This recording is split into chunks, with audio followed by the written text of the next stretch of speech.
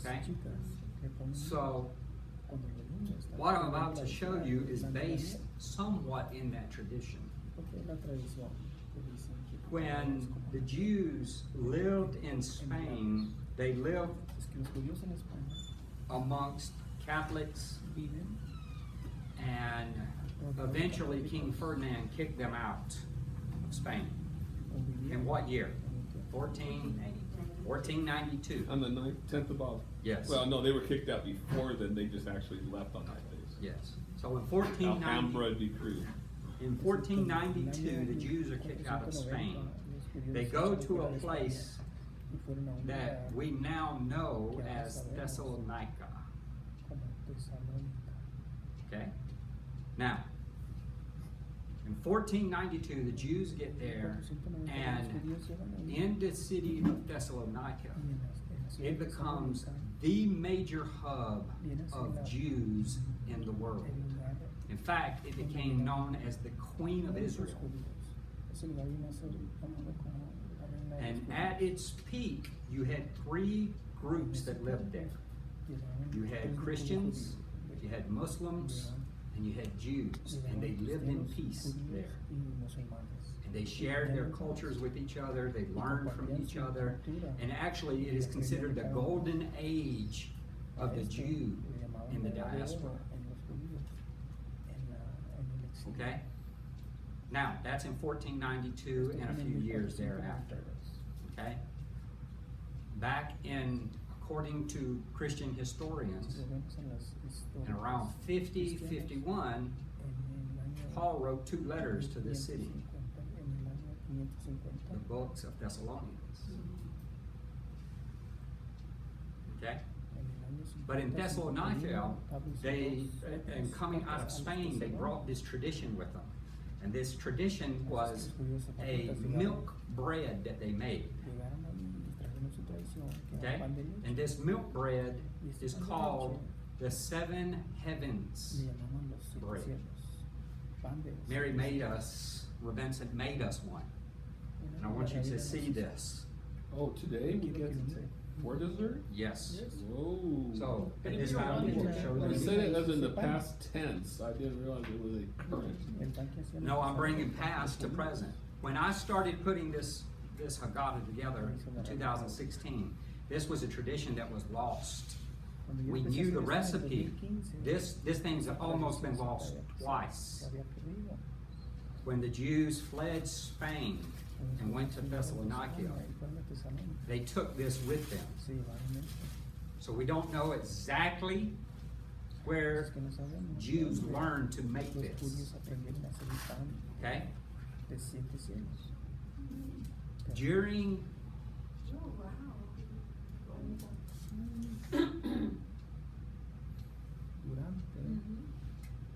can we walk it around?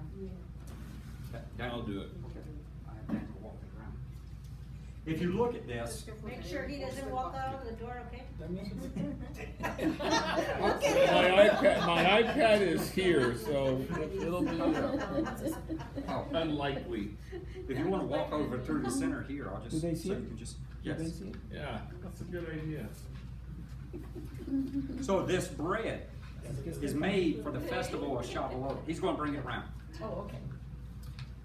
I might get first bite too. This bread, Yeah, it is. I want you to look at it. If you want to turn it sideways, you need to touch the sides. Yeah, so it'll slip. It'll slip. It'll slip off. Yeah. So this bread is called the 7 heavens bread. Este pan le llaman pan de 7 cielos. I'm going to talk about that. Okay. Okay? Yeah, This, on your camera, you put it on your I'll camera? put it on there. Yeah, okay. It's called the 7 heavens bread, and it's only made during Shavuot because it is a milk-based bread. Okay? So this bread is considered a meal unto itself. If you will look at it, you'll see that there's 7 rings around it. Okay? The 7 rings is called the 7 heavens. In the middle of it is Mount Sinai. Si lo ves en el medio está Okay. el monte Sion. Yeah, she asked for it. You know, she says I'm gonna leave. It's like, well, He already saw it. Yeah. Okay? You got a good view? So, the seven heavens bread was created Okay, you see it? for Shavuot specifically. Sí. Okay? Got the long Lo arms. pasaste ahí en la- There are, the tradition is that the seven rings are the seven layers of heaven. Son los Jews siete believe cielos. that there's seven, some say 10. Los judíos Depends creen on que who hay you're siete talking cielos, hay to, otros 7 que to creen 10 que son heavens. 10. Here, it's believed to be 7. Aquí son Okay? siete. Also, each of the little things on there represents something from Shavuot. Cada uno de esos anillos representa We have a una ladder, which represents Jacob's ladder. Hay una escalera. Now, que this representa connects la escalera back to de Jacob. what us standing in the presence. Esto vamos Because otra vez Jacob's a ladder parar, is a what estar parado connects delante de la presencia the del Señor. heavens to the earth. So, even though there are different implements that are put on different traditions, the one implement that all of them have is Jacob's ladder. And some go as far as to put 7 steps because of the 7 heavens. Okay? And this is what I'm telling you, that the number 7 is connected to Shavuot. Another one, the little round thing that was on there, is symbolic of Miriam's well, because in the Midrash, it says that when Miriam died, that when Miriam was alive and they walked through the wilderness, there was always water provided. But when she died, the water ceased. So to commemorate this, there's a well put there. What's you got the serpent on there? Yeah. The serpents are on there, there's a serpent on there, and the purpose of the serpent is that when the people cried out, that God became upset, and he sent serpents to bite them. But he did not leave them without the blessing of the serpent being lifted and then being healed. So the serpent is on there. What's the other implement that we have there? The Torah. The Torah. So since it is Mount Sinai, there is a scroll, a Torah scroll on there, or some people does like the traditional. I know what Rabbi teaches, but we're talking about the traditions, okay? Some will put like like tablets. Also, what is also put on here is anything that can be from folklore can be on here. Some people put a dove to represent prosperity. Others will put a harmosa, the hand, because of the 5 books of Moses. That some put that on there. So it's not about what the implementations are. It's just the remembrance of Shavuot. So once a year, this dish is served in Sephardic communities. And it comes from this place. Now, the thing that's interesting is that it was almost lost when they were ran out of Spain. But once they were in Thessalonica, they were able to recover this recipe and do it and continue it. This thing continued there until World War II. And in World War II, 92% of that population was wiped out. 92%. The way we were able to recover it, there was one man that went and interviewed the Jews of the Holocaust from that area, and they gave him this recipe. So he recorded the recipe, and he made a drawing of it. Okay? And this cookbook is available to this day, and this is the cookbook I was telling you about. Come on by. And after he made it, and it's been out there, in 2016, it was attempted to be made, but it was such an odd bread that Jews didn't know how to make it. So here in the United States, they found a Mexican baker and showed him the drawing of it, and he was like, "Oh, we make that stuff all the time. We make thin bread all the time." And so 2016 was the first time this bread has been baked, because a Mexican baker was the one that was able to make it. And once he made it, it has now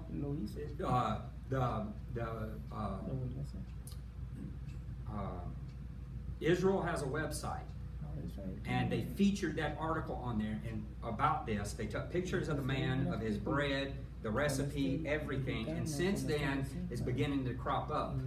And this year, when I looked at it, I found at least 4 or 5 more people who had started making this a part of their tradition. So this is a returning tradition that has been almost wiped out in the Sephardic communities.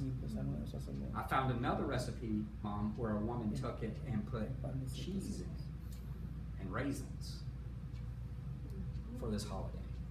But this bread's only made one day a year for Shavuot because it's got dairy in it, and because of the Jewish tradition of not eating meat and milk together, but we only eat dairy during this time. This bread is only cooked one time a year.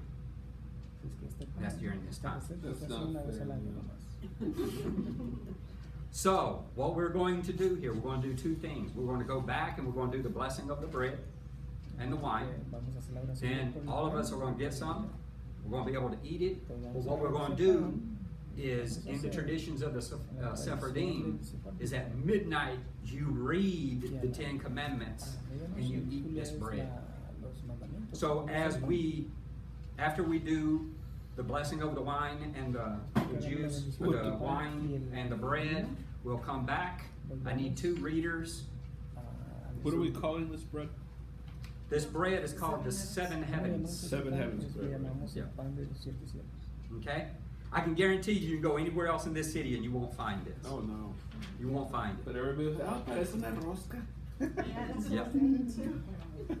But see, it took a Mexican to restore this because it was a lost art. Literally. Another interpretation, I'm sure. Huh? Another interpretation, I'm sure. No, he took the drawing from the Jewish man that found it. Oh, really? Yes. They took it to Jewish bakers, and Jewish bakers is like, we don't know how to make that. Because they're used to making round challah, not spirals. not designs in it. They know how to make round challahs, braided challahs, but the spiral stuff and the pictures that are on it, Jewish bakers were confounded by it. So literally, a Mexican man helped the resurgence of this. Okay? The gentleman who actually interviewed the survivors, his name was Nicholas Sarvokulis. That's Stavroulakis. He is the former director of the Jewish Museum in Greece. Okay? And he started interviewing that community, and he put an entire cookbook together. And because there was no pictures, he would hand draw what they described the foods as. This book is still available to this day. It's not cheap, but it's still available. Okay? Any questions on this? So let's go over, turn back. We're going to do the Shavuot Kaddish. Thank you, Rabbi, for correcting me. I appreciate it. Kaddish. Kiddush. Okay.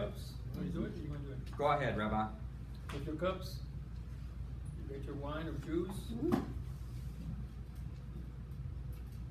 One is a symbol of joy and the symbol of blood of Yeshua, the blessed fulfill the Torah, and the blessing is Baruch atah Adonai, Eloheinu melech haolam, borei peri agape. Amen. Blessed are you, Lord our God, King of yours, creator of the light. Amen. Okay. At this time, we're going to pass it around. Tear your little piece of this off. The Hallel reminds us of what God told the Israelites. Remember, the Lord has given you Shabbat, or Shavuot. That is one of the 6 days of bread for 2 days. The bread of the Lord sustains your bodies. But I am a sad. The word of God sustains your souls, and the blessing is Baruch atah Adonai, Eloheinu melech haolam, Amotzi lechem min haaretz. Blessed are you, Lord our God, King of the universe, who brought forth the rest of the earth. Amen. So, we're gonna put it here, so you come and get your piece of bread. So come and get you a piece of bread. Come on. Primero? Pero ¿qué es esto? Son poppy seeds. Uh-huh. You forgot to mention the Yeah, Oh, sesame seeds. oh, the sesame seeds. there's so much symbolism in it. So also included on it is the sesame seed. Mom, do you remember? Yes, for the manna. For the manna. Yes. It represents the manna that fell. Mhm. Some people actually I actually saw people put anise on there, mint, other different things like that. Yeah. I don't want to sleep. You don't want the snake. He's going to want Jacob's ladder because he's being spiritual. Get you a good big piece, because as we read the responsive reading, we're going to sit here and enjoy. Just like we discussed how the children eat honey. The tradition is that you eat this. Photobombing. There you go. There you Huh? go. There you go. Kefa's There you photobombing. go, así. Kefa's photobombing me. Oh. Pedro no lo hizo bien. Kefa, you need to get your piece, sir. Le dio muy poquito, Oh. señora. No se valía. No, es que, oye, pues tampoco no puede comer mucho, ya comió la señora. Pues ya comió la señora. There you go. Yeah, because we're gonna be digging it into the wine later on, so, yeah. That's why you didn't. Que no sirva. Okay, bye guys. Get her there, Daniel. Stop. This is why we washed our hands, guys, so Yes, we're all yes. clean. There you go. She took your ladder. She took the ladder. I said, You "Oh, wanted the ladder." Sorry. Era lo que estaba viendo. Come on, get your bread. Oh, yes. Daniel? Oh, yeah. Pero es que yo no quiero agarrar con el sesame seed porque It's called carbs, soy man. alérgica a los Yes. sesame seeds. But So it's we're- Shabbat. So where's the, I know, so where's the ice cream? Yeah, there. We didn't have any. Mary, I asked you if I should bring anything at the Digo, pues, I almost called Scott too. I yeah. almost, I was like, he And might. we mentioned it He too. may have said, he may have said But ice where would cream. it, where would we Where have we have put put it? it. Yeah, that's the Well, thing. first thing, okay, we gotta change the order of service. Falta el cafecito. So doors change really fast. Today, Thessalonica has about 4 or 5 different names. It's the second largest city in Greece with over 1 million inhabitants in the metropolitan area. It is the capital of the geographic region of Macedonia. I didn't even think about it. Falta pesto sauce. Es que todo depende which ones, you know, yeah. I can eat some, but I don't want a chance to, yeah. You can eat a ajonjolí? You're gonna have to rush me to Beaumont. Really? Why? This is a sesame seed. Why? No, he's allergic. What's in it? You know what, I really don't know. They just told me it's sesame seeds and blueberries. So it varies. Interesting. Mm-hmm. So at this time, we're going to go ahead. Reader 1 is Kefa. He's going to, if we turn to page 15. Mm-hmm. So we've got reactive reading. At this time, as we read the commands, we're also to eat the bread, drink our wine, and enjoy. But remember, this is responsive reading. So after he reads the first command, the congregation reads what's in gray. Okay? Has anybody heard the first commandment in Hebrew? You want to say it in Hebrew, sir? Yeah. This is Exodus, Shavuot 22. Shavuot 20, verse 2. Anochi Adonai Elohecha, asher hotzicha me'eretz Mitzrayim liyemet avadim. Translated? Go ahead and read it. I am Adonai your God, who brought you out of the land of Egypt, out of the house of bondage. Everyone read. Everything that Adonai has Has spoken, we will do. Kefa. You shall have no other gods before me. Do not make yourself a graven image or any likeness of anything that is in the heavens above, or on the earth below, or in the water under the earth. Do not bow to them. Do not let anyone make you serve them. For I, Adonai, your God, I am a jealous God, bringing the iniquity of the fathers upon the children to the third and fourth generation of those who hate me, but showing loving kindness to thousands of generations of those who love me and keep my mitzvah. Everything that Adonai has spoken, we will do. You must not take the name of Adonai your God in vain, for Adonai will not hold him guiltless that takes his name in vain. Everything that Adonai has spoken, we will do. Remember Yom Shabbat, to keep it holy. You are to work 6 days and do all your work, but the seventh day is a Shabbat to Adonai your God.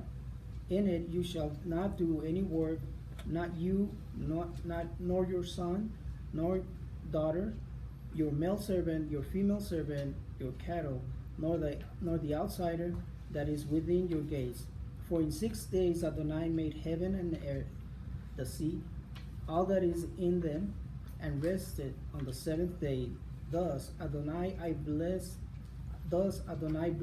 Yom Shabbat and make it holy.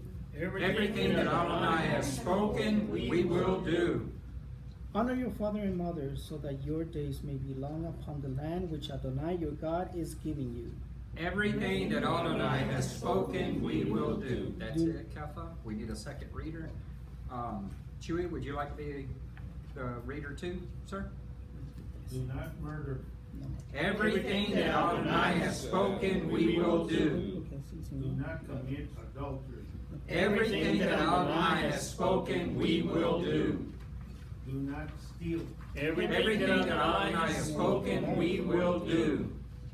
Do not bear false witness against your neighbor. Everything that Adonai has spoken, we will do. Do not covet your neighbor's house, your neighbor's wife, his man servant, the maid servant, his ox, his donkey, and anything that is your neighbor's. Everything that Adonai has spoken, we will do. And at this time, we will play Arise, My Love. Which one? This one or the other?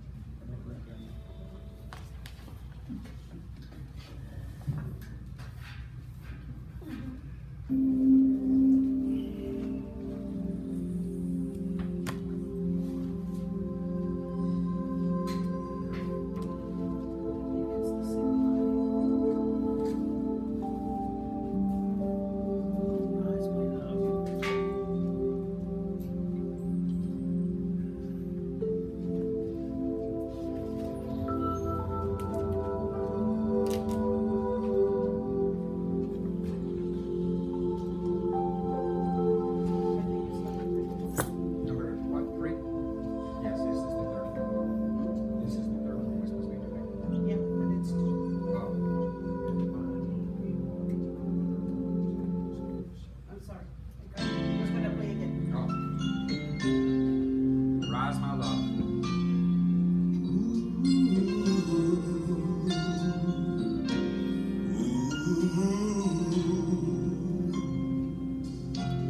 Arise, my love. Arise, my love.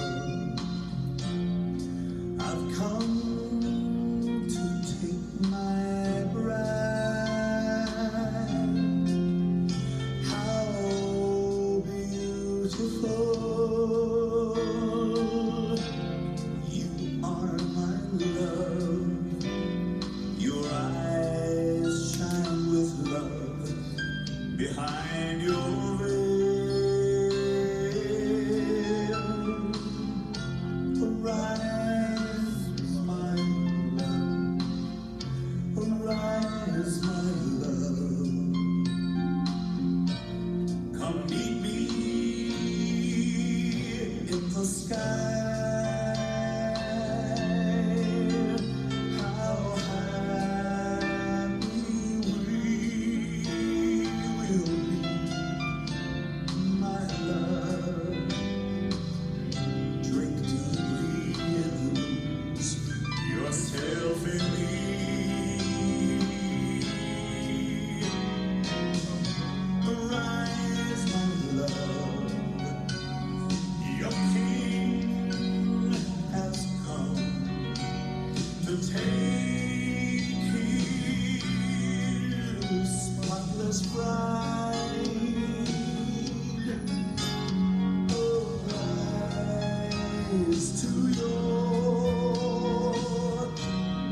eternal home.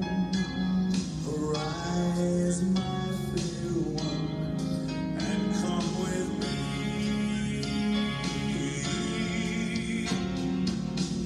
Arise, my love. Arise, my love. Arise, arise,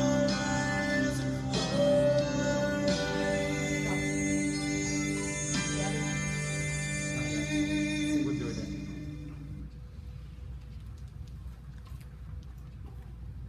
Sorry, I got bread in my mouth.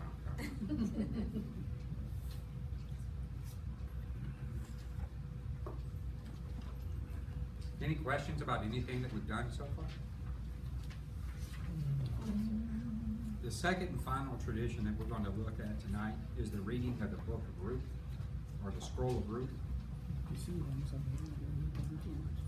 Basically, when I set this up, I set it up to read in the paragraphs that it's naturally set in. Okay? So what we're going to do is we're going to do some reading. All of us are going to do some reading. What I ask you to do is to read whatever blocks comes to you. So like the first reader will read 1 and 2.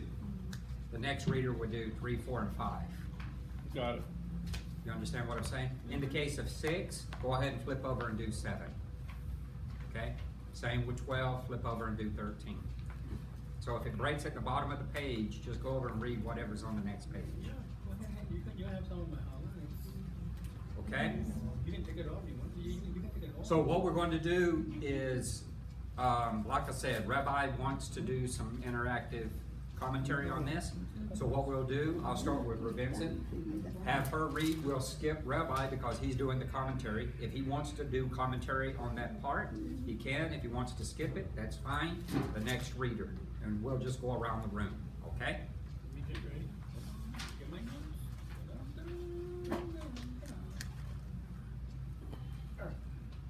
It came to pass in the days when judges were governing, there was a famine in the land. A man went from the town of Bethlehem in Judah to dwell in the region of Moab with his wife and his 2 sons. The man's name was Elimelech, his wife's name was Naomi, and his 2 sons were named Mahalon and Chilion. They were Ephrathites from Bethlehem in Judah. They came to the region of Moab and remained there. Then Naomi, not you. Oh, okay. You said he wasn't gonna read it. He's not. No, he's gonna going to give comment. commentary.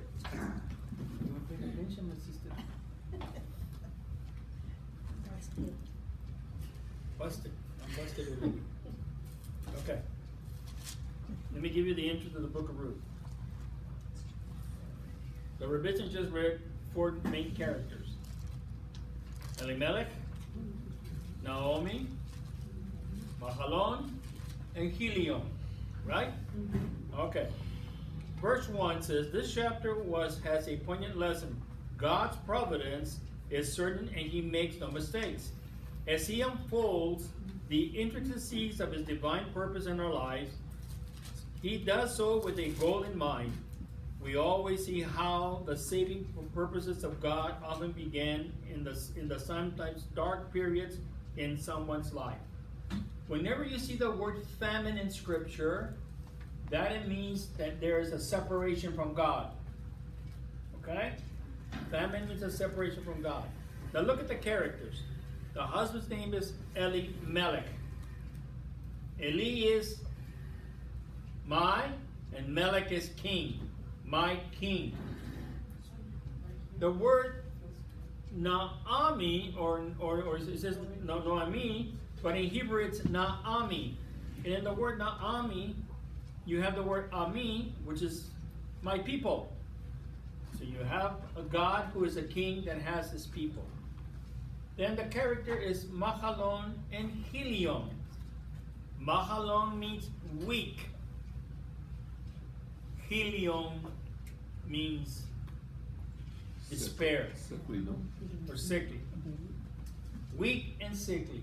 So here you have a God who's a king that has his people who are sick and weak. Now, what happens here? There is a famine. Who is this character, Elimelech? Elimelech was a righteous individual. He was above. He had so much money that all the people had to come to him, and he would disperse his money, his wealth, so that the people could buy food. But what does he do? He packs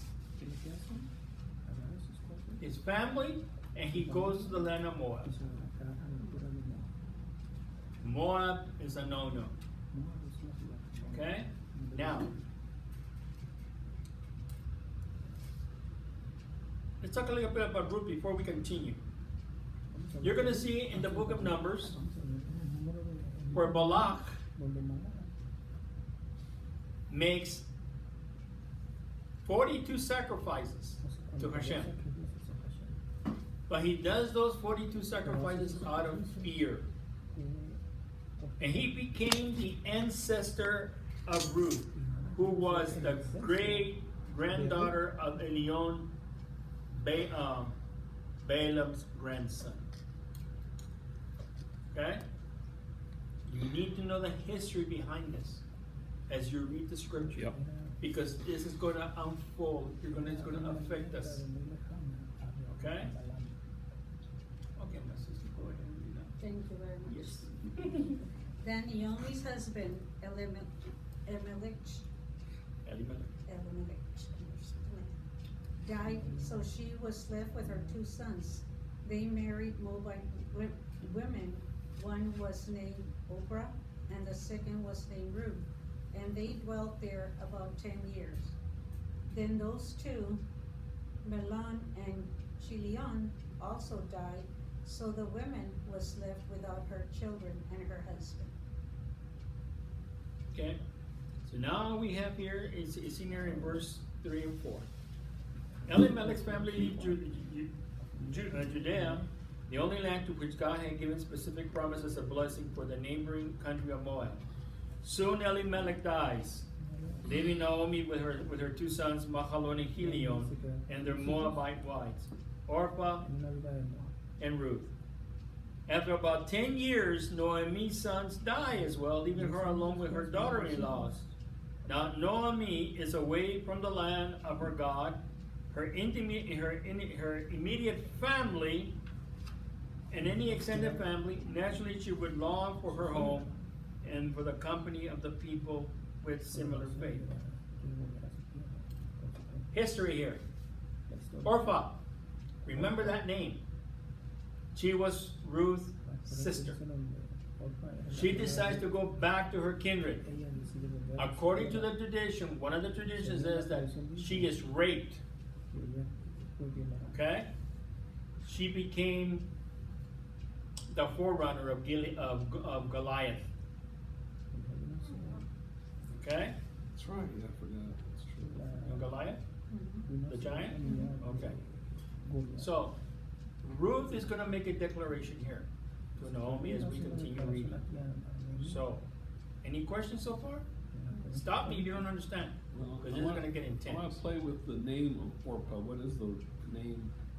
That I didn't do my homework on Orpah. I'm playing with it backwards. Abra. Abra? Yeah, Abra. So that's something in the mouth that's evil. The mouth that's evil? Yeah. It's almost the same consonants as Pharaoh. Could be. Okay, so Ruth is a Moabitess. Okay? And there's another woman that God saves those 2 nations here. He doesn't destroy. So I'm going to give you the other one here. Who's going to read next? Me. Okay, Rosa. Then she got up along with her daughters-in-law to return from the region of Moab, because in the region of Moab she had heard that Adonai had taken note of his people and given them food. So she left the place where she was along with her 2 daughters-in-law, and we started out on the road to return to the land of Judah. Okay, I'm going to continue. Who's going to read next? So Naomi said to her 2 daughters-in-law, "Go, return each of you to your mother's house. May Adonai show you the same kindness that you have shown to the dead and to me. May Adonai grant that you find rest, each of you in the house of her own husband. Then she kissed them and they wept loudly. Okay. So Naomi hears that the Lord has returned blessings to Bethlehem, but sees a problem with her daughter-in-laws returning there. They cannot be guaranteed marriage partners. According to Jewish customs, the women would be married to their nearest relative in order to continue the family's inheritance of their deceased husband.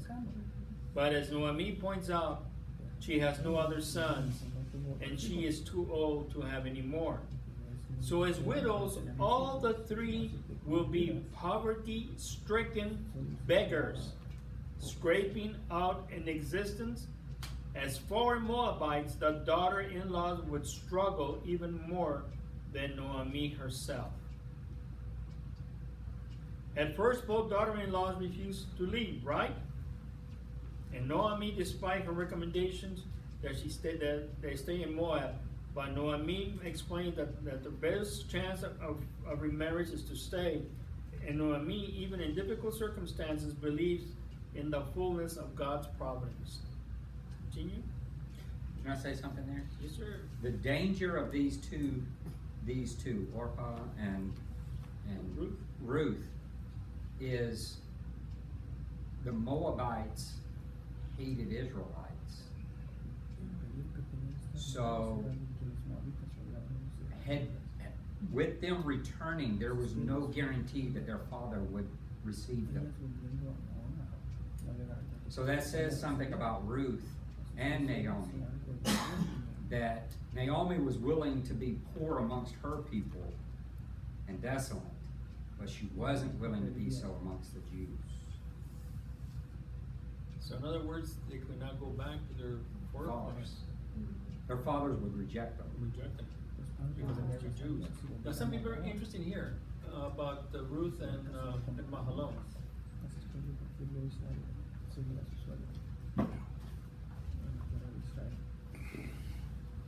There were two women, two countries that God did not destroy because of these women. Torah says that no Moabite should enter the temple, right? But there is a clause that says only Moabites can enter the temple. Okay? Now, Ruth being a Moabite, and there was another individual, her name was Naamah, which was from the Ammonites. Okay? So, these two nations God did not destroy because of these two righteous individuals. Now, the original name of Ruth when she marries Mahalon wasn't even Ruth. Her name was Gilith. You spell it Gilith. That was her name, Gilith. And then Mahalon is the one who changes her name to Ruth. Now here comes the miracle. They're married for 10 years, but Ruth cannot conceive. At the end of chapter 4, I'm going to give you the answer why she did not conceive during those 10 years, and she was with her husband Mahalon. That's Naomi's son. Yes, Mahalon was one of Naomi's sons. Yes. Sounds like he was woke, right? I'm sorry? He was woke. No. Weekly is the name. Well, I understand that, but no, there was a purpose why she could not conceive. Okay, and I thought that was wow, because in Torah there have been other women had the same condition. God blocked the womb, basically. Okay, so I want you to pay close attention to what's going to pan out here. One decides to go back to her family. One decides to cleave to her mother. Who's reading next? Chewy? No, they said to her, we will return with you to your people. Then Naomi said, go back, my daughters. Why should you go with me?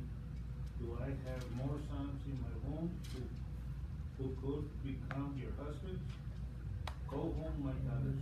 I am too old to have a husband, even if I were to say that there was hope for me and I could get married tonight and then 4 sons. 333, 13:2. Would you wait for them to grow up? No. Let him read 13 and then you read the next. Would you wait for them to grow up? Would you therefore hold your gay married? No, my daughters, it is more better for me than for you. For the hand of Adonai has gone out against me. Okay. A little bit about Naomi. When she was living in Israel or in Judea, she was like a princess. She had the best clothes. She always there was an entourage of 4 men carrying her, like on a carriage. Okay, dressed with silk. Chapter 3, when she returns, she calls herself not Naomi, but a different name. Because God took everything from them because they left God's problems. Okay? When we're put in a place, we're put there for a reason. And only God is the one who's going to tell us move or not move to stay focused. Your turn, Rosie. Again, they broke into loud weeping. Then Oprah said, kiss her mother goodbye. Her mother-in-law goodbye. But Ruth clung on to her. She said, look, your sister-in-law is going back to her people and her gods. Return along with your sister-in-law. Ruth's covenant with no one. Ruth replied, do not think of me to abandon you, to turn back from following you. Where will you go? I will go. And where you stay, I will stay. Your people will be my people, and your God my God. You're in the same block. You I'm went in into the my same block anyway, so go ahead and finish your block. Where you die, I will die, and there I will be buried. May Adonai deal with me, and worse, if anything but death comes between me and you. Go ahead. When she saw that Ruth was determined to go with her, she no longer spoke to Ruth about it. So the 2 of them went on until they arrived in Bethlehem. As soon as they arrived in Bethlehem, the whole city was excited about them. And the woman asked, is this Naomi? Can you read it? Who's on the next read? Since Kepa's doing it, I'll go ahead. Do not call me Naomi, she told them. Call me Mara. Since Adonai has made my life bitter. I went away full, but Adonai has brought me back empty. Why should you call me Naomi, since Adonai has testified against me, and Shaddai has brought calamity on me? So Naomi and her daughter-in-law Ruth, the Moabites, returned from the region of Moab. They arrived in Bethlehem at the beginning of the barley harvest. Now, Naomi had a relative on her husband's side from Elimelech's family, a prominent man of substance, which name was Boaz. Read the three. Okay. Ruth the Moabitess said to Naomi, please let me go out to the field and glean grain behind anyone in whose eyes I may find favor. Naomi said to her, go ahead, my daughter. So Ruth went out and gleaned in the field behind the reapers. She just so happened to be in the field of Boaz, who was from Elimelech's family. Okay. Let me go back just a little bit more. When Mahalon marries Gildeth, then she gives her the name Ruth. Mahalon starts teaching Ruth all the functions of a Jewish woman within the home. Okay? The do's and the don'ts. So, when Mahalon dies, she makes a total conversion to Torah. Wholeheartedly, she embraces Torah. That's why she says, I will go where thou lodgest, verse 16, and Ruth said, entreat me not to leave thee, or to return from following after thee, for where thou goest I will go, where thou lodgest I will lodge, and thy people shall be my people, and thy God my God. She's making a public declaration, okay? She's wholeheartedly. Now, at this time, Ruth was 40 years old and was exceedingly beautiful. Two women in Torah. Tamar is one, and Ruth is the other, from whom the line of Judah was built, and from whom issued King David, King Solomon, and the Messiah. Okay? Now, as Naomi returns home, her look has changed. Pain and sorrow have itched their way into the very village. She had gone away full, but she came back empty, even requesting she be called by name Mara, which means bitter, rather than Naomi, which means pleasant. When Ruth offers to glean the field of Boaz, a man related to Elimelech, Naomi encourages her.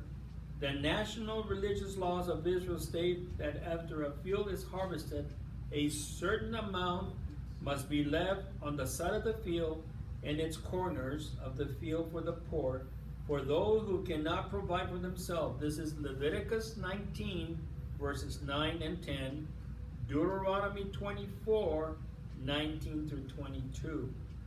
So, often women and widows use this provision to find sufficient grain to make food for 1, 2, or even 3 days, but no more than that, to survive only from the grain gleaned from the harvested field from a minimal and difficult existence. Who starts to read? Soon after Boaz arrived from Bethlehem, he said to the harvesters, Adonai be with you. They replied, May Adonai bless you. Then Boaz asked the foreman of his harvesters, Whose young woman is this? Okay, stop. She is a Moabite woman who came back with Naomi from the region of Moab. And the foreman replied, She asked, Please allow me to glean and gather among the barley sheaves behind the harvesters, so that she came and has been working in the field since morning until now, except for a little while in the shelter. Go ahead, read 8 and 9 too.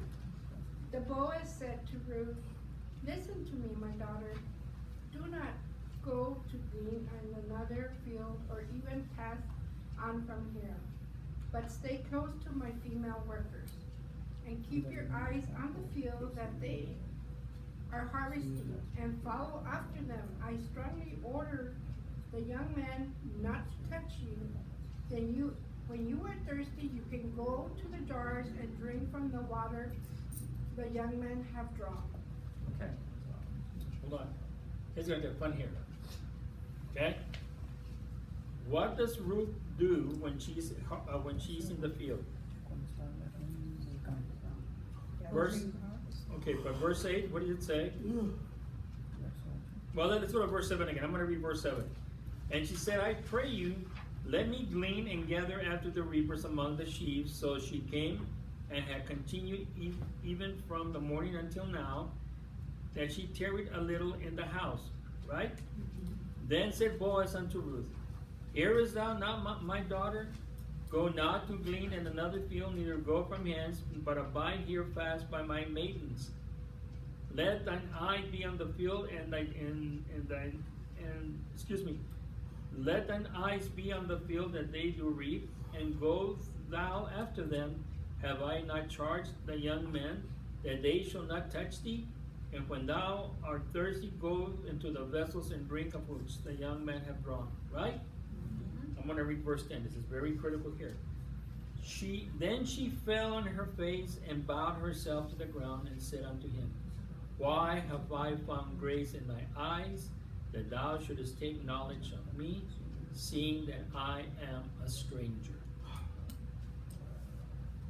It says, tarry with my maidens, right?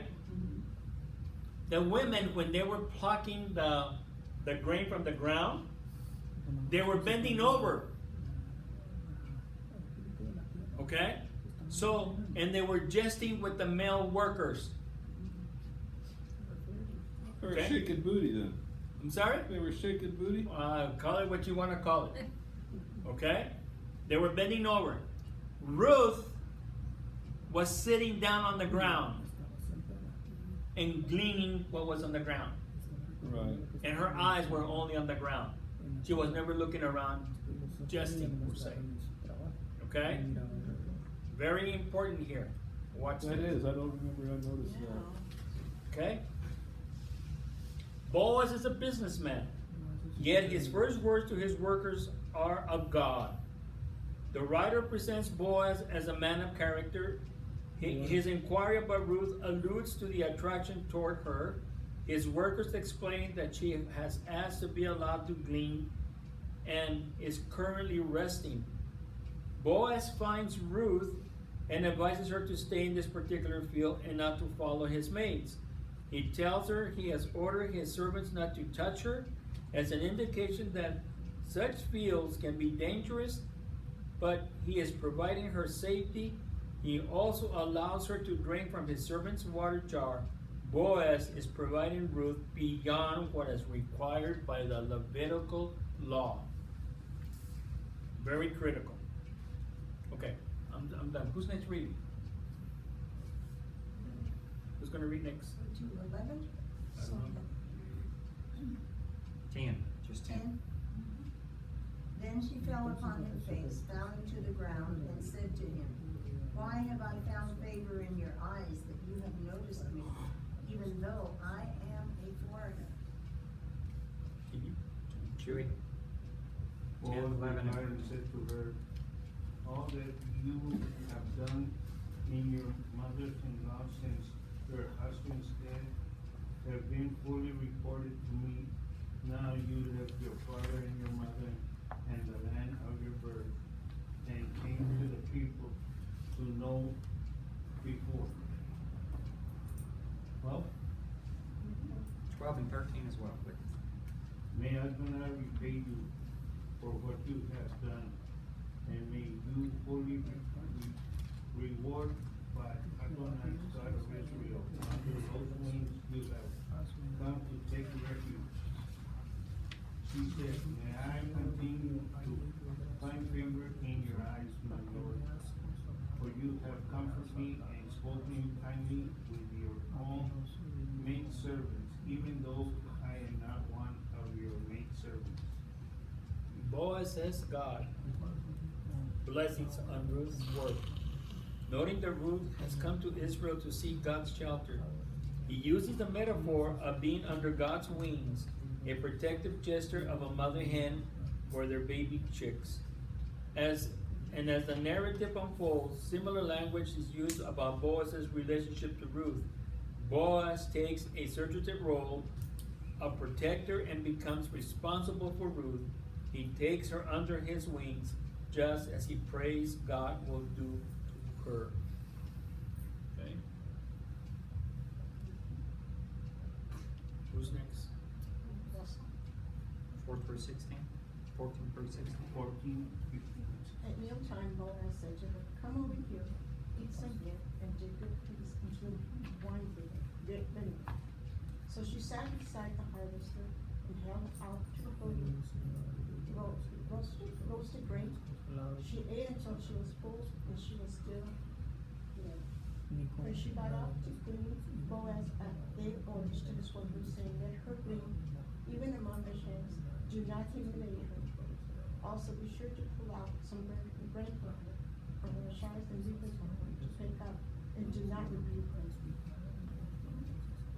Okay. What did she do? Dips her bread into what? In the white wine vinegar. Vinegar, right? Hummus. Vinegar, right? Yeah. One of her descendants is going to be a very wicked individual. Saul? Oh, he's from Benjamin. He's from Benjamin. No. From the line of Ruth, one individual is going to be very wicked. Okay? Who? Trying to remember the name. Starts with an M. No, Manasseh or Manasseh is the guy. He was a king, I believe. He was very, Manasseh? very wicked. Manasseh, I believe it was. He was very wicked. Okay? But hear this out. Boaz is going beyond the requirements of the law. Because of his generosity, Ruth is able to work in the field all the day with access to water and a full meal, and leave the field that evening with about 30 pounds of barley. Now it says that she ate, but she ate very little, and God filled her stomach. Okay? She carries how many pounds? 30. 30 pounds. Is 30 significant? Oh, Okay. could be.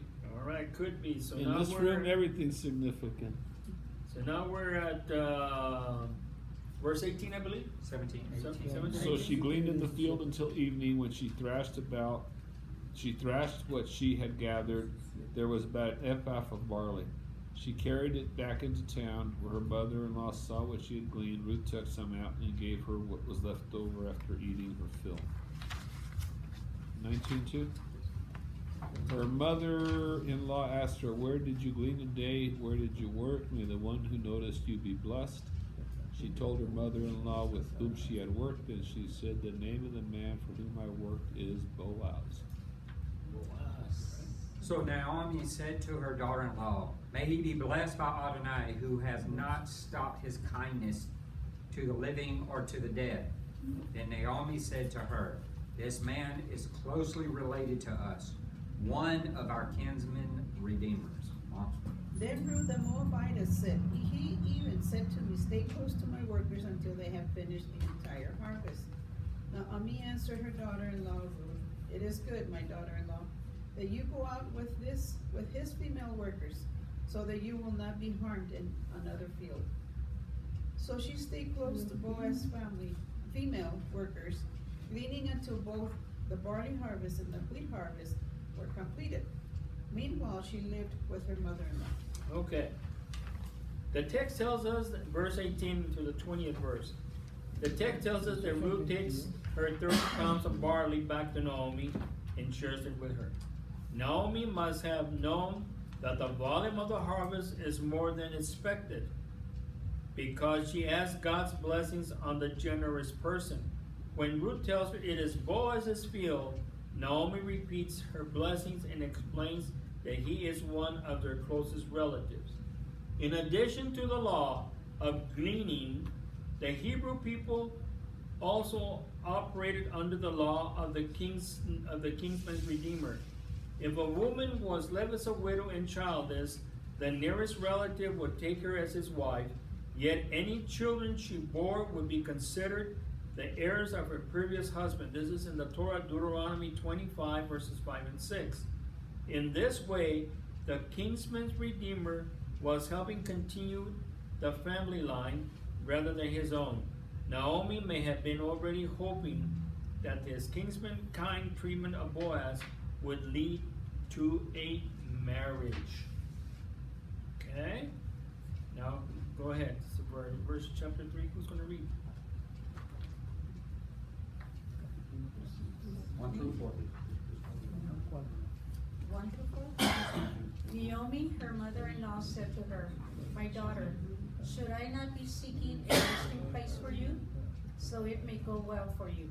Now, is Boaz, with whose female workers you have been, not a relative?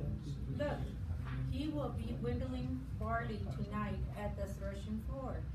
So bathe and perfume yourself, put on your cloth, and go down to the threshing floor.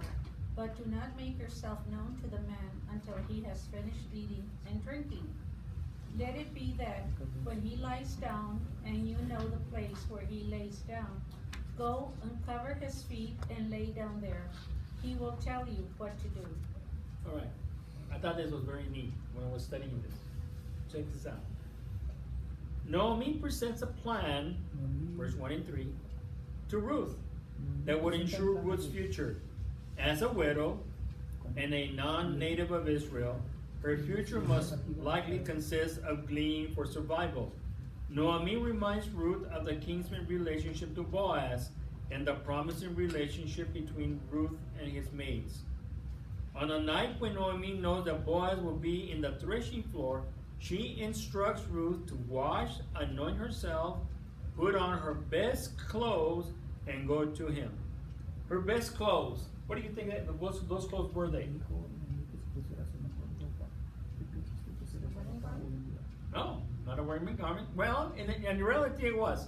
A Shabbat is a wedding. Okay? She put on her Shabbat clothes. Okay? So, well, back then, I don't know if it was so much, but she put her best clothes, like on a Shabbat, we're supposed to wear our best clothes on Shabbat. Okay? So, it says, and go to him.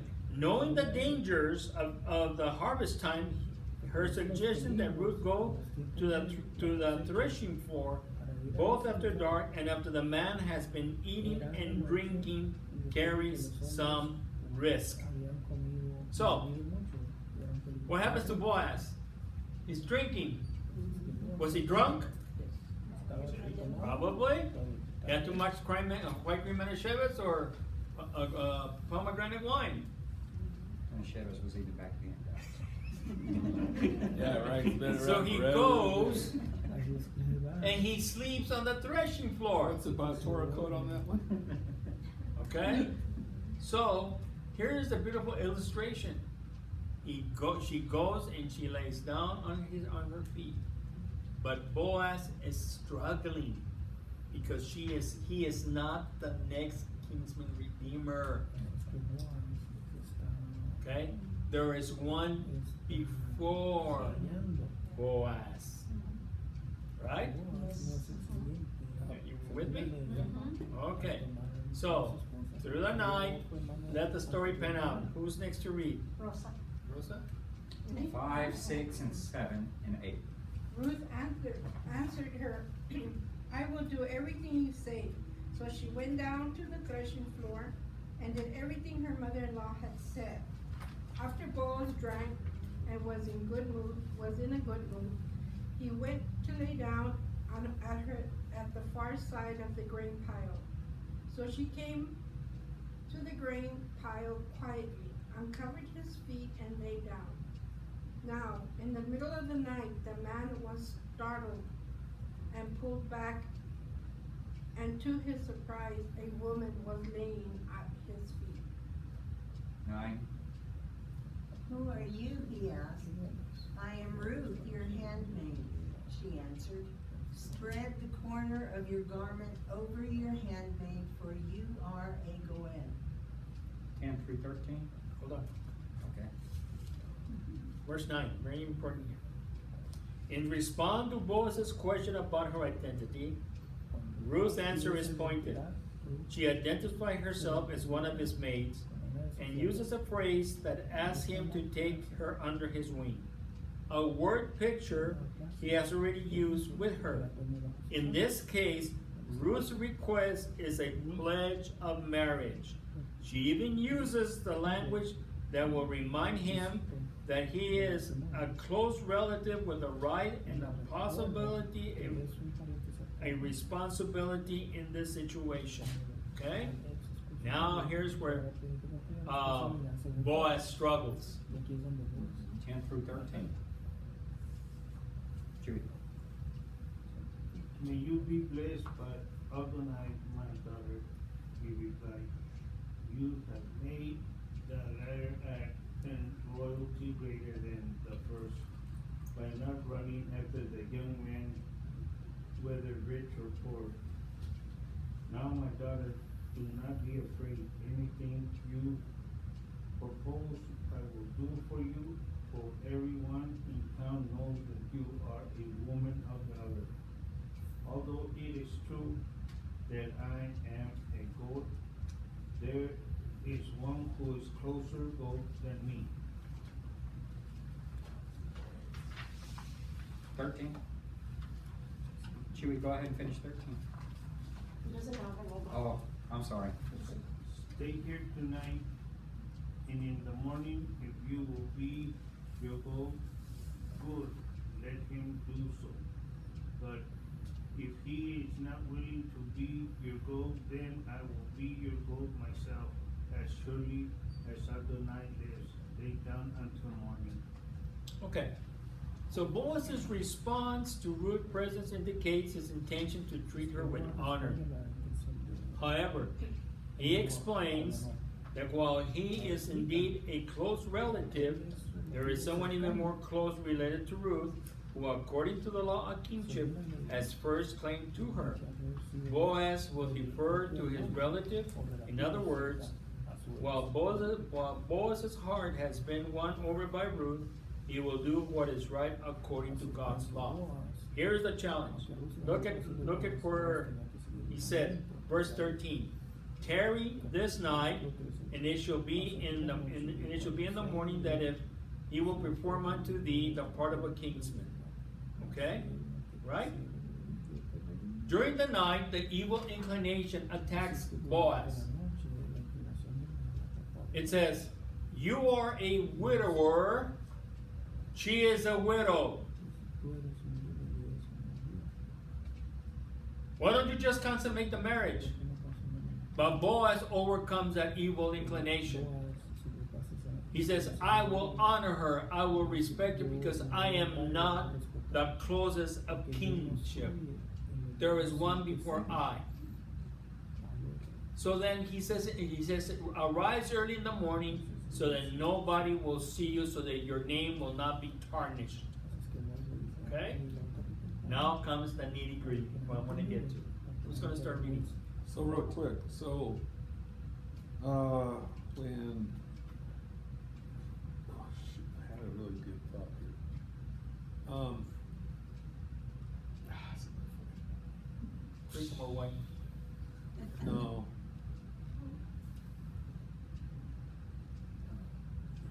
Ya se lo olvidó. No, continue.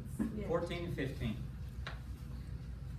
She read this into morning, but she got up for one person to be distinguished from another. For he said, do not let it be known that woman came to the threshing floor. Then he said, bring the cloth you are wearing and fold it out. She held it out and poured a measure, poured 6 measures of barley into it and put it on her. Then he returned to town. Do you remember that? 16 and 17. Oh, if I do, I will. When Ruth came back to her mother-in-law Naomi, how did it go, my daughter? So Ruth told her all that the man had done for her. He gave me 6 measures of barley, for he said, you shouldn't go back to your mother-in-law empty-handed. Okay. How many, 6. 6? Or these figuratively?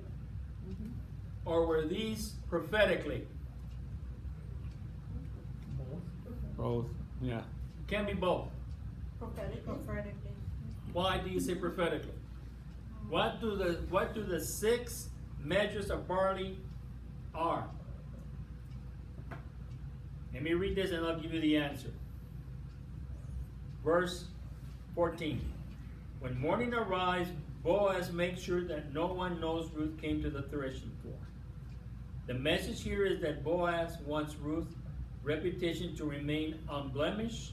Boaz, however, also wants his commitment to Ruth and Naomi to be clear. Boaz sends Ruth home with another significant loaf of barley. Hearing Ruth's summary of night and seeing the measure from Boaz, Naomi assures Ruth and Boaz will move to marry her. Now, read verse 17.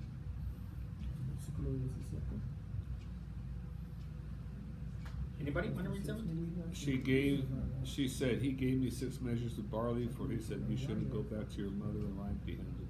All right, I said, is this figuratively or prophetically? Okay? Raise your hand who says figuratively. What did you say? If they're prophetically or figuratively. The 6 sheaves of barley. Okay, prophetically, figuratively. Excuse me. Figuratively. Rosa? Sonia? Prophetically or figuratively? Prophetically. Okay? He was hinting to her that from her would issue 6 descendants, each of whom will be blessed to be 6 outstanding virtues.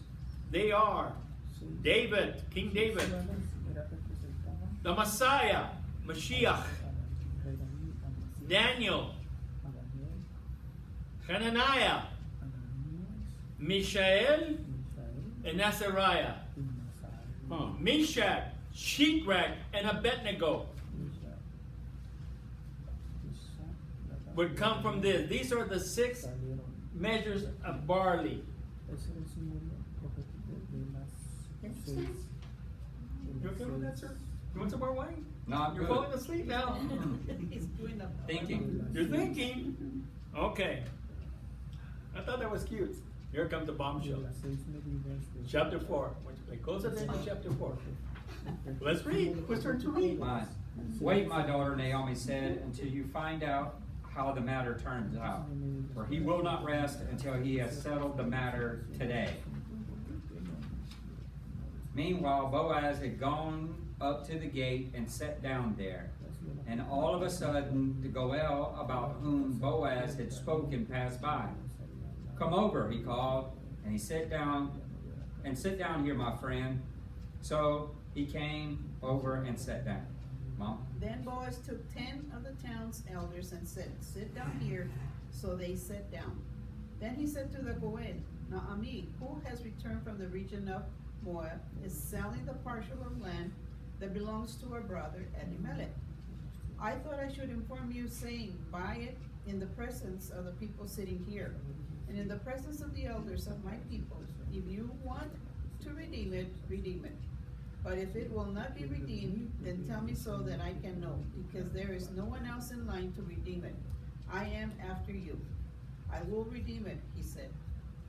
All right. Boaz waits at the town's gate. Why the town's gate? Because that's where the court was held. Exactly. That was where the court was held. That's where Okay? the quorum was held. The or quorum. dominion. And he takes 10 of the elders. Right? Okay. This was a place of business in the ancient world, and finds a man who is related to Naomi's deceased husband Elimelech, the closest relative. If you had a case that needed to be resolved in some way, you would go to the city gate and call upon the elders to make a judgment. Verse 4. Boaz explains his interest in Naomi's hand, but in Naomi's land, but defers his opinion to the nearest kingsman, who agrees to purchase it from Naomi until he realizes that the land comes with the widow Ruth. Okay? We haven't read that part yet. Oh, we haven't? No, that's 5 and 6. That's all right. No, that was 4. He just says, you have the land. He says, I will redeem it. Boaz hasn't told him that Ruth comes with it. Okay, verse 5. That is verse 5. I'm sorry. 5 and 6. That's hers. That's yours. Okay, I'm sorry. Then Boaz said, on the day you buy the field from Naomi's hand, you will also acquire Ruth the Moabite, the wife of the deceased, in order to raise up the name of the deceased over his inheritance. 6. Go ahead and read 6. The kinsman said, then I cannot redeem it for myself, or else I might endanger my own inheritance. You take my right of redemption for yourself, for I cannot redeem it. Okay, number 7. Now in the past, in Israel, one removed his sandal and gave it to another in order to finalize the redemption transfer of the matter. And this was a legal transaction in Israel. Okay. Sonia, 8. Hold on. Because this man would jeopardize his own family's future by taking another man's wife, he hands over the right of redemption to Boaz. In his culture, the passing of the responsibility is symbolized by handing over the shoe or the sandal. Okay? Yes. with me? Okay, I'm sorry. No, you're one. Okay, Sonia, I'm sorry. So the kinsman said to Boaz, buy it for yourself, then took off his shoe. Joey, 9, 10, 11, and 12. Boaz announced to the elders of all the people, you are the witness today that I have bought from Naomi all that belonged to Elimelech. Elimelech, and all that belonged to Gideon. and Mahlon. Moreover, I have acquired Ruth, the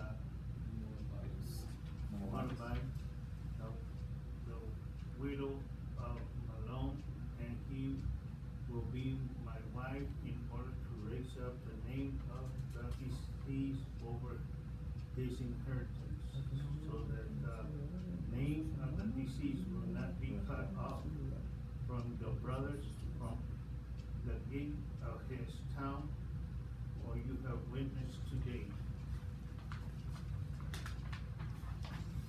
Okay. Verses 9 and 10. For the record, Boaz announces to all the witnesses the result of the transaction. He has acquired everything that belongs to Naomi, and Ruth will be his wife in order to continue Elimelech's line. Okay? Who's going to do it? Did she read 11 and 12?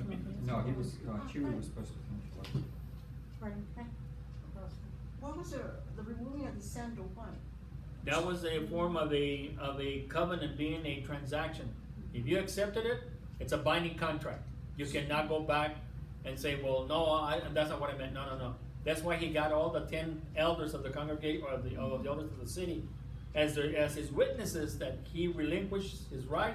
So Elimelech, so Boaz assumed that responsibility. Okay. So consider it the signature of a contract. Okay. That was the signature of the contract. By Okay. giving him his shoe, the deal's done. It's done. There's 10 witnesses to it, deal's done. Does he give him back his shoe? No, No. he keeps it. He keeps it. So now Because he gets he's to gonna walk keep off Ruth. with one Yeah. shoe. you know. Walk of shame. Okay.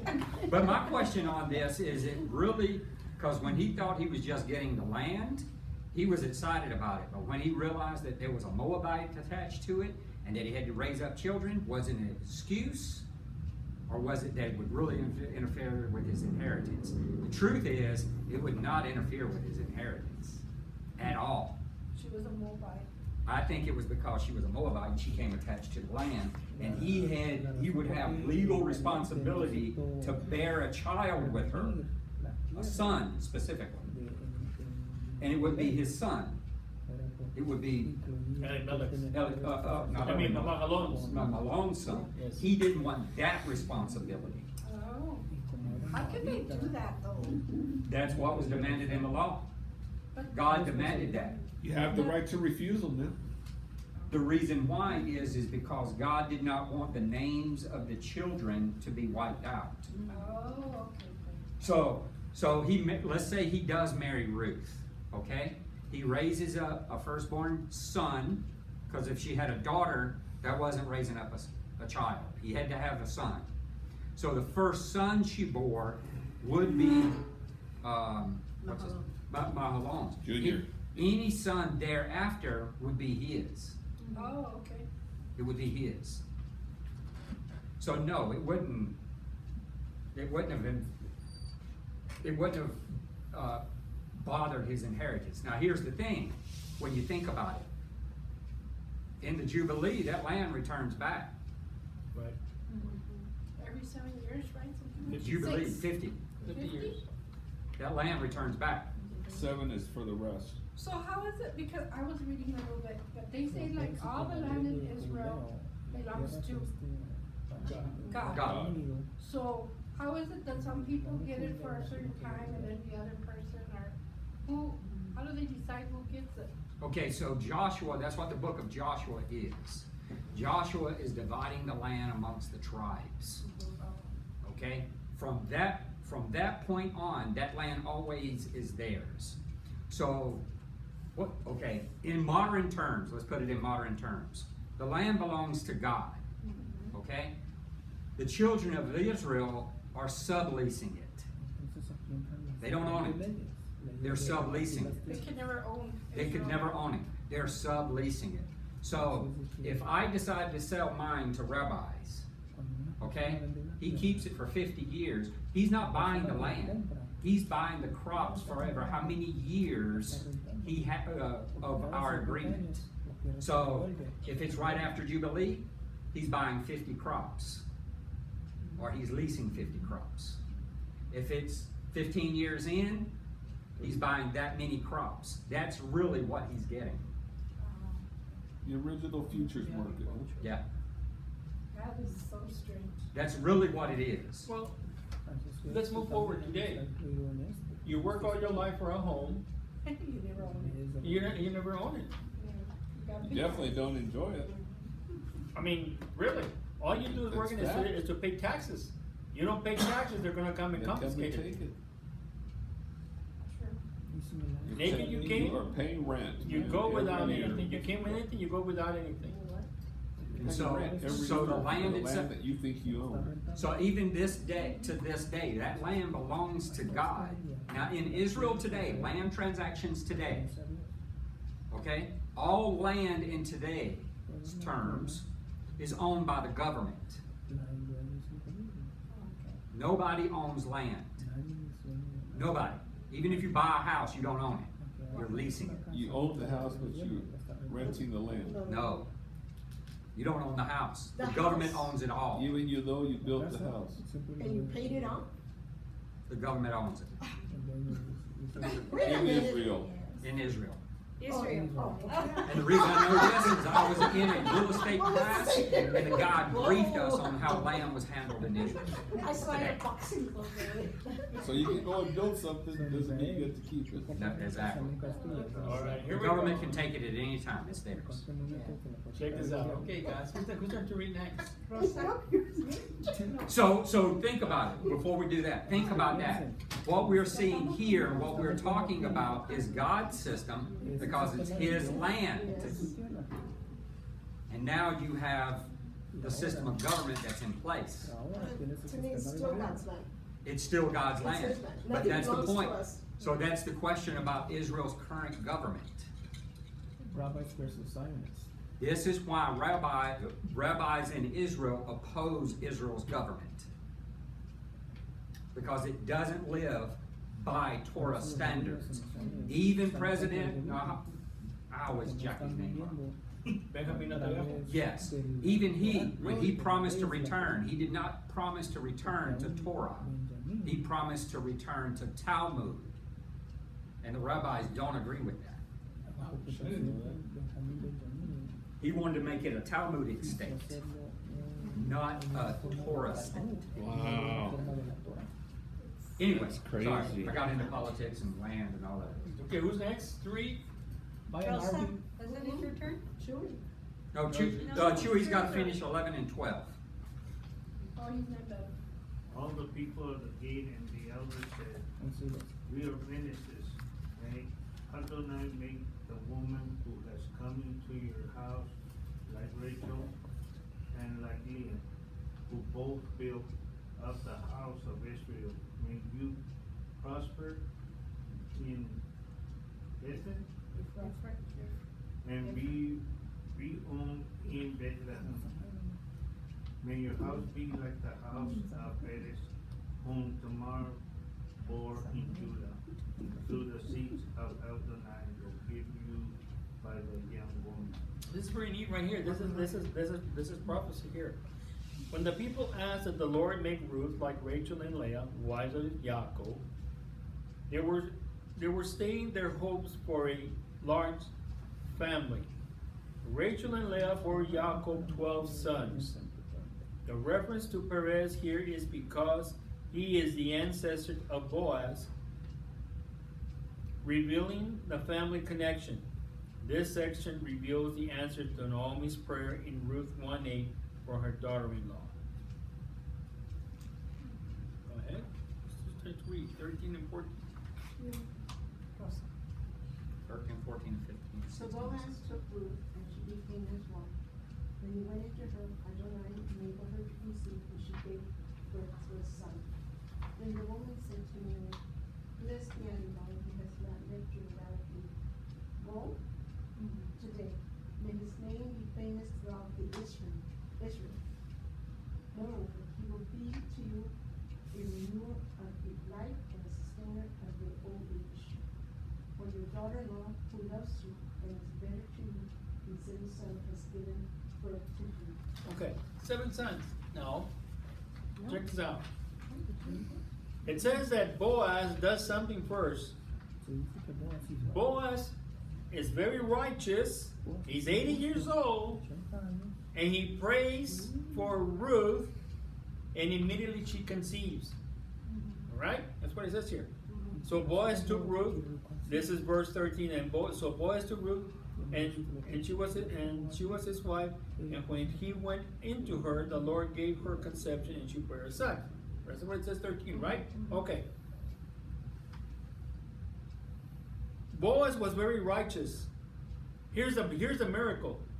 When he prays over Ruth, Hashem gives Ruth a womb. She did not have a womb. And the Holy One, blessed be He, formed one for her at that instant, and she conceives.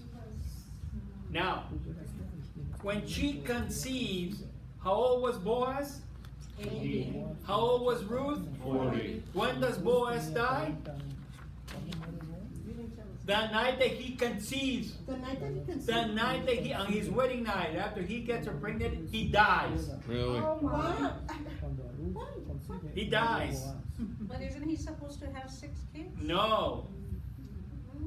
He told So her she becomes would a have widow 6 again? kids. She. She was to have Sounds 6 like my mom. I mean, now that. My mom's a black widow, I'm sorry. Twice. You didn't know? Oh, you didn't know. How would you know? Yeah. It's kind of sad. I'm sorry? It's kind of sad. There is that. It's different, I that's mean, for sure. You, that night I didn't know that, together, and did then the next day you die. Yeah. Verse 13. Yeah, you died Four- in the process, man. 4:30. What do you mean? Well, look at Abraham. He was older than that, Yeah. and he didn't die. No, he didn't, but this one did. Thank you, sir. Hallelujah. Thank you, Daniel, for that enlightenment. Well, I mean, you guys brought it up. I didn't start it. I mean, you know, I mean, it doesn't say that it was like 10 minutes after or 3 hours later. It just says at night. Well, you know, so let's try to conjecture here. He's just We're saying adult. Ruth killed We're adults. Ruth overdid it, I think. Okay, here we go. This changes next. All right. Did we say it in the gross way? So, here's something Interesting. very interesting here is though. Who's gonna turn to read? Actually, she's got to finish reading 16. No, No? I already know it's No, no, bad. no, no. You ended at the bottom of the page. He's assigning the work. Thank you. 16. Thank you, Scottie. You're a good That's because man. everybody started reading what they wanted to read. That has happened more than Where once. was Yes. I caught that. Well, I'm already in another page. 16 and 17, then Daniel will finish it off at 18. Okay. Naomi took the child and held it to her bosom. Now, look at that word. And Wow. took care of him. I didn't write it. The neighbor, There no. the neighbor woman gave him a name, saying, "A son has been born to Naomi." So she called him Obed. He was the father of Jesse, the father of David. So let's write it. Look. Time out. Who nurses the baby? Naomi. Naomi. Not Ruth. But Naomi's, It's the grandmother. yes, but isn't she? She's dry. How do you know? How do you know? Obviously, the text Because says she wasn't able different. to have children. Remember, she said, "I can't give you children, sons." Well, No, she didn't say she didn't couldn't. She couldn't. She needed to get married She said, And I would get have to get pregnant married, tonight. bear children. and raise them for 20 years. And then raise That's them. what she See, said. verse 16 says, verse 16. And Naomi took the child and laid it in her bosom and became nurse unto it. Okay. I know God can do all things. He did. Naomi's hasn't conceived. Now she's able to produce milk. Yes. The other miracle was Sarah. So that's it. Sarah nursed all the children after she had Isaac. I mean, you know, males have these things that are similar to females, and in a crisis scenario, they can't produce. You know that. No, I didn't know that. You're welcome. No, I know why my son attacked you. I tell you, there's more to this. I'm not done yet. Finish it, Daniel. These are the generations of Peretz. Yeah, I want to make sure I'm saying it right. It is Peretz. Peretz fathered Hezron. Hezron followed Ram. Ram fathered Amminadab. Amminadab fathered Nahshon. Nahshon fathered Salmon. Salmon fathered Boaz. Boaz fathered Obed. Obed fathered Jesse. And Jesse fathered David. So Ruth the Moabitess beheld the kingdom of Solomon, her great grandson. So the baby that was born was Obed, which became the father of Jesse, the father of David. Okay? So, this story is so beautiful because God is not a respecter of persons. Or body parts for that matter. She was a Moabitess. After Ruth, later on, years on in the future, Moab gets destroyed. But the lineage has already been produced.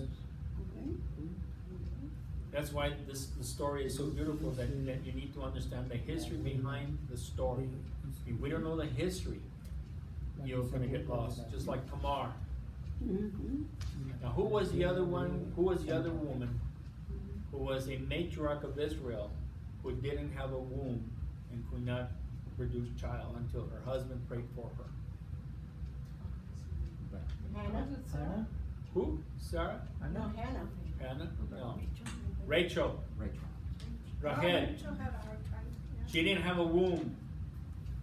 It was when Isaac prayed for her, God gave her a womb and she conceived Isaac.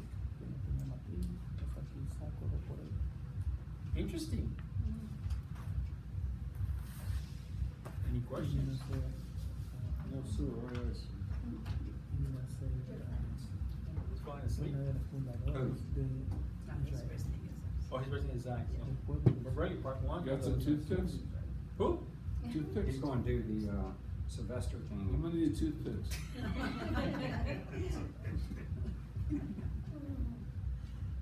Now, did you all catch what harvest this story took place in? Yes. What harvest? Barley. What festival is associated with barley? Pesach. Was it one after? Oh, Pesach. Pesach. So this was during the time of Pesach. So why is this Late story? winter, early spring. Why we don't do spring? So Well, in what- our in pagan terms. there you go. Sorry, So I need to stand corrected.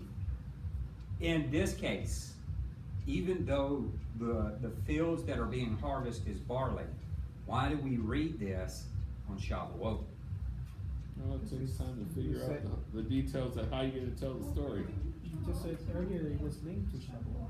It's linked to Shavuot, but it's not with the festival. It's not with the harvest.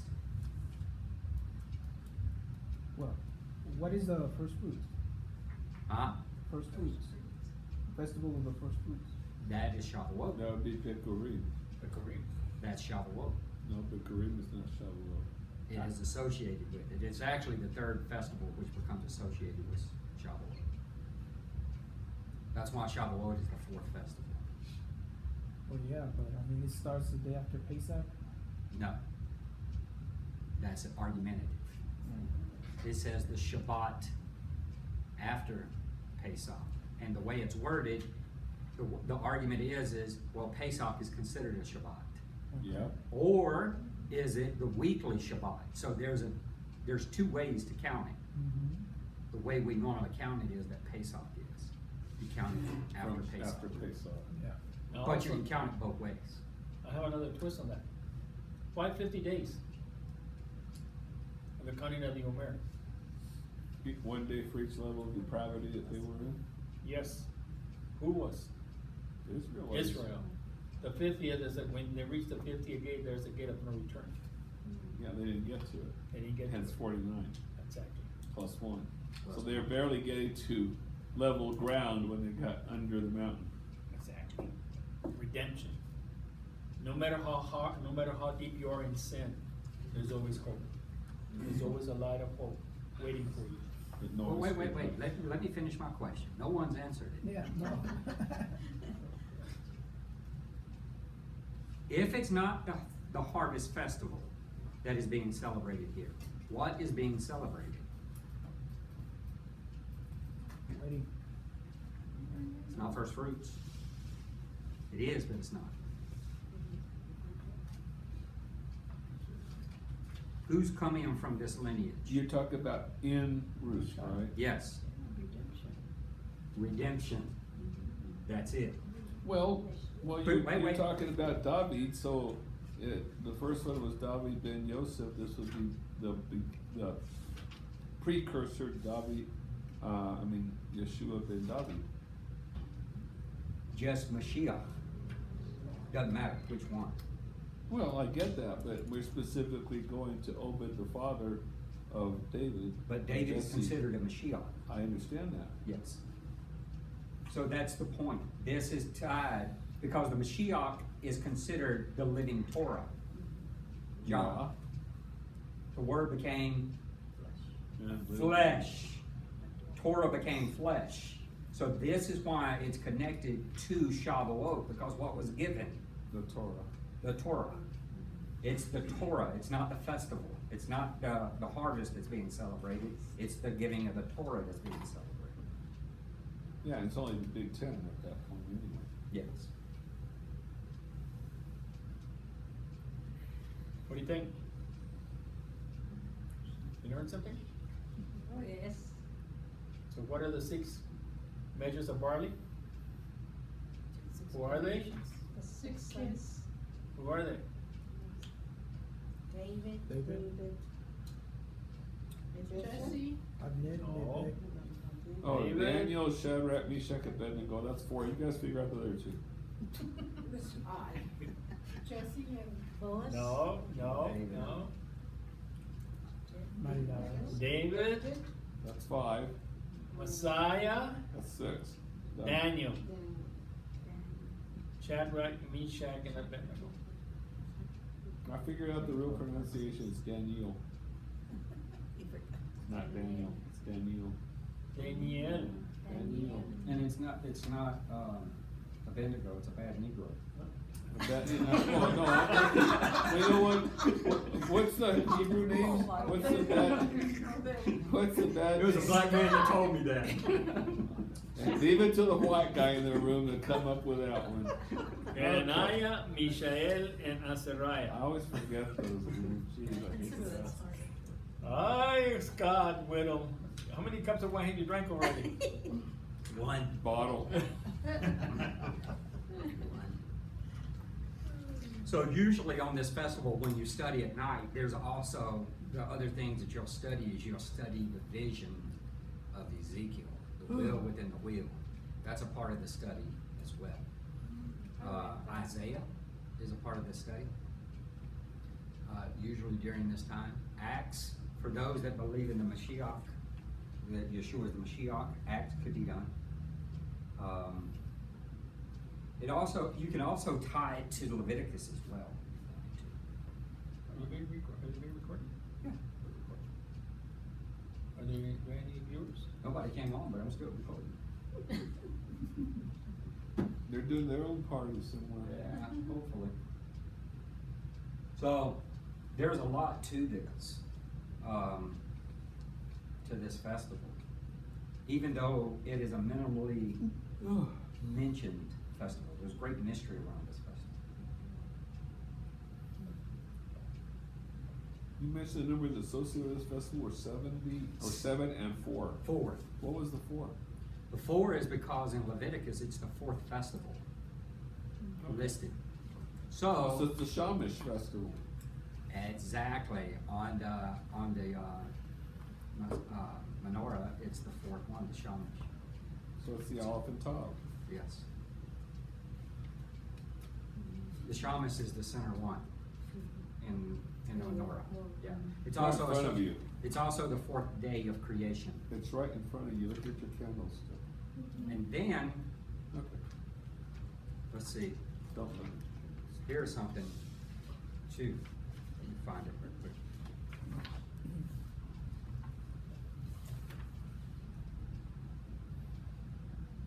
Here it is. In Bereshit, Genesis, each festival is connected to one of the days of creation. Shavuot is the 4th. Concerning the menorah, David already said it, the Shamas, Daniel, I'm sorry.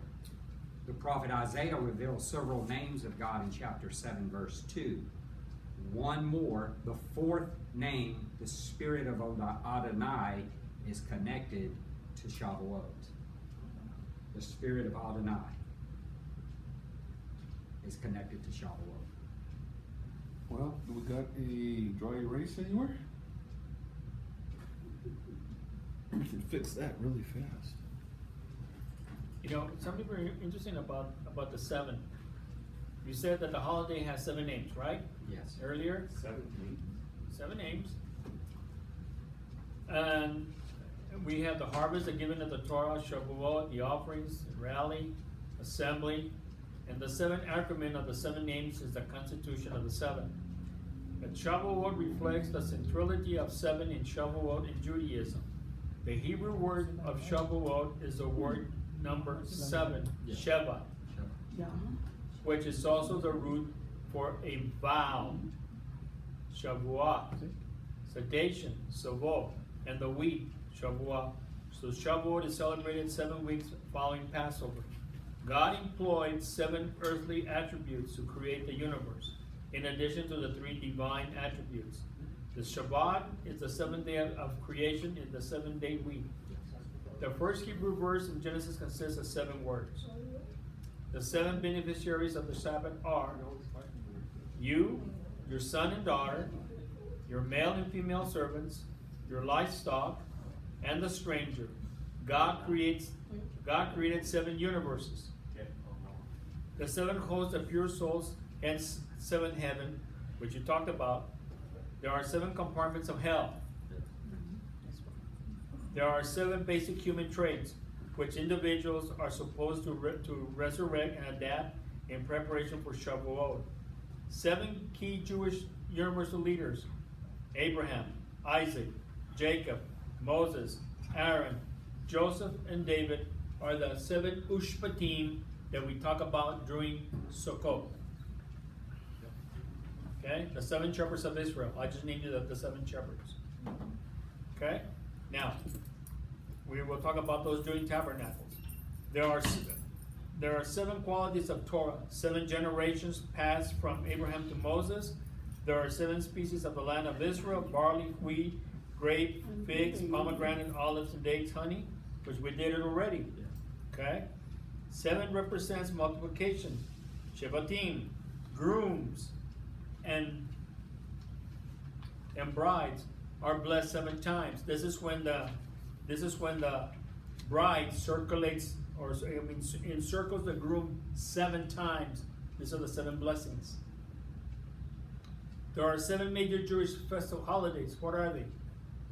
There's 7: Rosh Hashanah, Yom Kippur, Tabernacle, which is called Hanukkah, Purim, Passover, and Shavuot. 7 directions: east, west, north, south. That's 4, right? I said 7, right? Up and down, that's 6. And one's inside, that's 7.